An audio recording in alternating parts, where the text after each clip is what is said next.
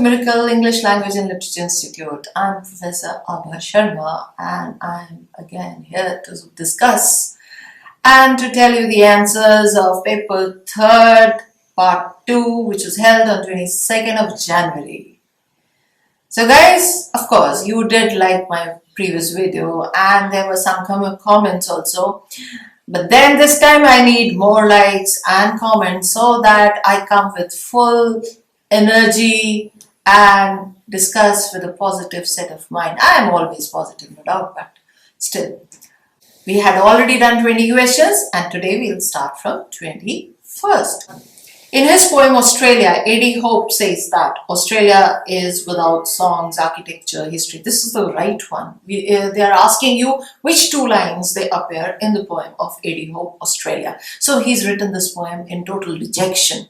So this line is there: without songs, architecture and history. And the second one is the poet turns to her to find the Arabian desert of the human mind, hoping it's still from desert's prophet come. So these two are the right answers. There's this fourth line: she is the first of lands and warmest, whereas he has written she is the last of lands, the emptiest. Many people opposed his thoughts in his poem. Next question. Britons will never be slaves. This is a question where they are asking you which two poets have mentioned slavery. So there is a song called Rule Britannia, and this was composed by James Thomson. Yes, the same James Thomson who had written The Seasons. So the two poets who have mentioned it is Hannah More and the other one is Yeardsley, Anna Yeardsley, and the poem is about inhumanity and slavery.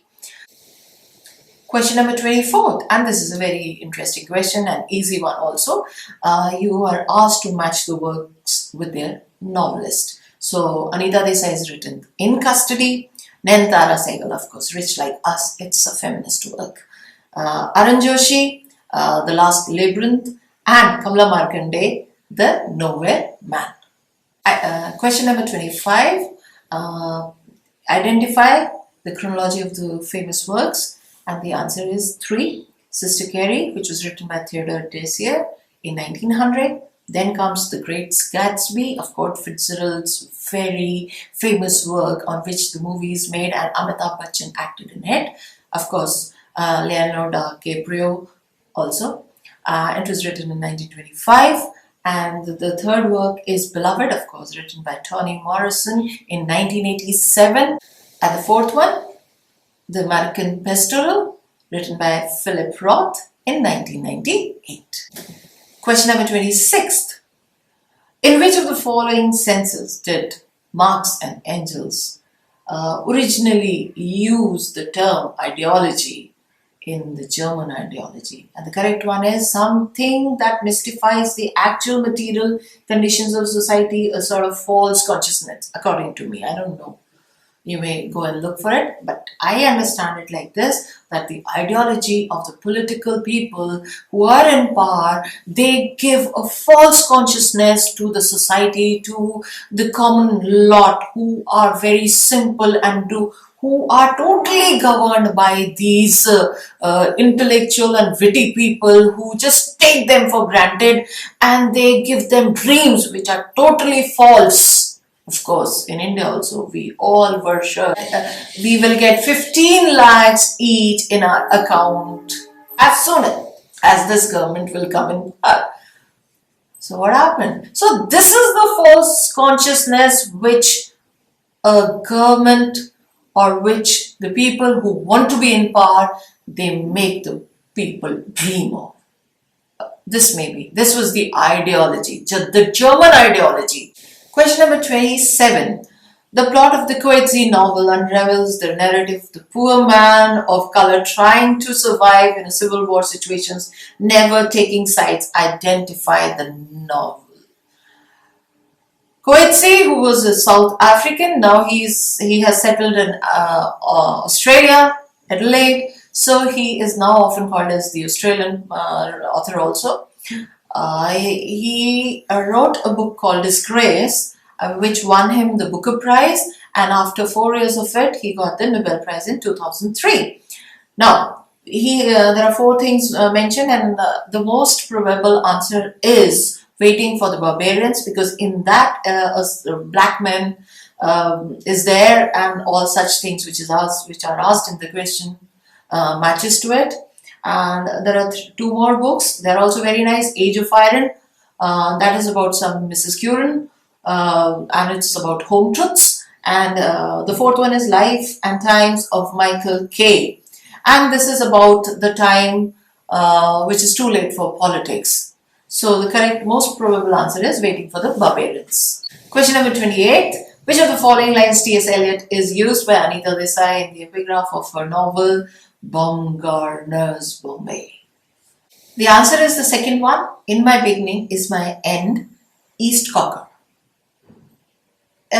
In my beginning is my end. That means when you make something, it is sure to break up after some time. So when a father builds a house, son or the grandson destroys it, demolishes it, and then makes it again. So this thing, building of the civilization and destruction of the civilization is the way of this world since centuries. Question number 29. In the general prologue to the Canterbury Tales, which 2 characters are examples of deep Christian goodness? The parson and the plowman. Question number 30th. Identify Falstaff's first words in Henry IV Part 1. The second answer, now, Hal, what time of day is it, lad? Question number 31. Anna Barbauld, Lacia Elizabeth London, Charlotte Smith, Mary Robinson, and Felicia Hemans are. They are all women poets of the Romantic period. Question number 32. Ray Bradbury has titled one of his short story collections Golden Apples of the Sun after the last line of W.B. Yeats' poem. Which poem? So the correct answer is The Songs of Wandering Eangus. Eangus is Irish god of love and youth. Next question, 33. Which play by Tom Stoppard set in Zurich during the First World War presents a character's interactions with James Joyce and this. Even I dream of making a book where I have a conversation with all the great writers, authors, poets, but then it's a dream. Let's see. The correct answer here is Travesties. It was written in 1974 and the major character is Henry Carr. Question number 34. Most blameless is he, centered in the sphere of common duties, descend not to fall in offices of tenderness. What's the right answer from Ulysses? These are the characteristics of Ulysses' son Telemachus. And the correct answer is he's patient and selfless. A king has to be patient. He has to be selfless, devoted completely in the service of the people. So Ulysses is ambitious. He wants to travel around. So he says, my son is a better ruler instead of me. So I leave my country in his hand. Question number 35. In Restoration comedies, the following is true except the London life of hedonistic young men is portrayed, of course, right? Names encapsulate traits. Of course, names are according to their traits, most of them.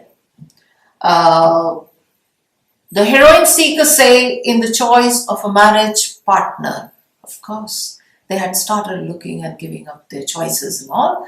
I mean, they were free to choose. They were evolving. The women characters were evolving. The correct answer may be unchaste women, widows, couples, scarcely made an appearance. No, they are there in all the plays, in the poems and all. They were freely discussed. Next question, question number 36. What happens to the character boy at the end of Luigi Pirandello's play 6 characters in search of an author.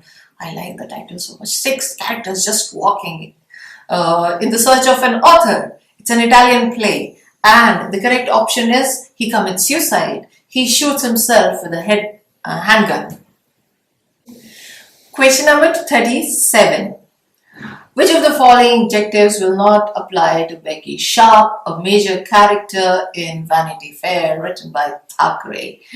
And she was ambitious, she was energetic, she was keen. So she was not well born, she was born in a poor family. So the correct answer is well born. Question number 38. Which character in Anton Chekhov's play The Cherry Orchard first suggests the selling of the orchard? Oh, this is a classic from Russian literature. So the correct answer here is the third one, Lopakhin. He is the one who insists on selling the orchard. Question number 39. Identify the correct chronological sequence of the foundings of the following 18th century English periodicals. So the correct answer is the first choice, but I'll tell you about them. Tatler. Tatler was started by Richard Steele in 1701. And Spectator, it was started by Edison and Steele both in 1711. It was again, started in 1828. But then, second in the chronology. The third one is The Gentleman's Magazine. It was started by some Edward Cave in 1731. And in this, he employed Dr. Johnson as the writer. And then Dr. Johnson founded his own Rambler in 1750. So the chronology is like this: Tatler, Spectator, The Gentleman's Magazine, and Rambler. Question number 40. Who identified strangled articulateness as a theme of Canadian writing?